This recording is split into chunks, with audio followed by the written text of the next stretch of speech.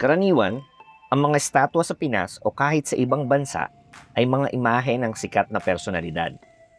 Pero sa bahaging ito ng Marikina, iba ang kwento. Dito, makikita mo ang mga estatwa ng matador, tricycle driver, construction worker, engineer at iba't ibang uri ng trabaho. May mga pangalan ba sila? Individually, wala.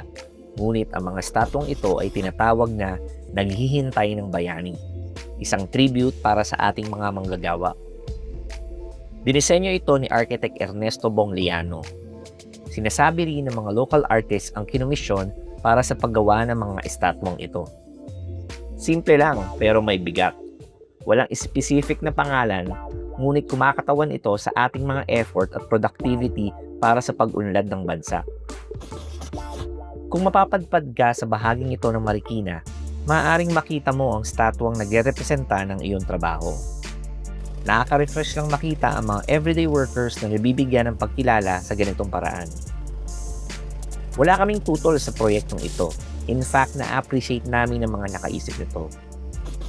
Ngunit para sa mga nasa mas nakakataas na posisyon, sana'y magsilbi itong paalala kung gaano kahalaga ang patuloy na pagtingin sa kalagayan nating mga manggagawa. Naway mas mabigyan tayo ng direkta at long-term na kompensasyon sa national level.